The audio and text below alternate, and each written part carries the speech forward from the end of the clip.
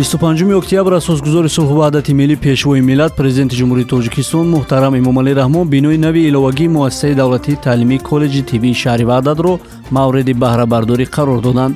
бинои нави таълимии коллеҷи тиббии шаҳри Ваҳдат ба ифтихори 35-солагии истиқлолияти давлатии ҷумҳурии Тоҷикистон бо тарҳи муосир бунёд шуда аз таҳхона ва 4 ошёна иборат мебошад.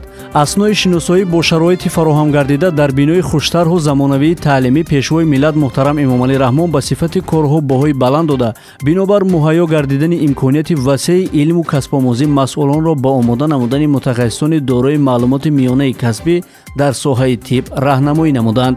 мавриди тазаккур аст ки бинои иловагии таълимии коллеҷи тиббии шаҳри Ваҳдат дорои 25 синфхона аз ҷумла 7 толори барҳавои лексионӣ, 10 ҳуҷраи корӣ барои омӯзгорону кормандон мебошад ва барои таҳсили 1300 донишҷӯ дар дубаст пешбинӣ гардидааст.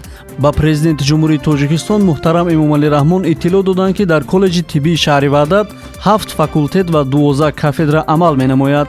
мутахассисони маълумоти миёнаи тиббӣ аз рӯи 7 ихтисос омода мешаванд. дар айни замон дар коллеҷи тиббии шаҳри Ваҳдат 2424 донишҷӯ ба таҳсил фаро гирифта шуданд ки 2110 нафари онҳо духтар ва 314 нафар писар мебошанд. дар коллеҷ 210 омӯзгор аз ҷумла 2 нафар доктори илмҳои тиббӣ ва биологӣ, 9 нафар номзади илм, 3 нафар доктор PhD ва 33 нафар омӯзгорони ҷавони соҳибтахассус фаъолият менамоянд ки ба донишҷӯён дарс мегӯянд.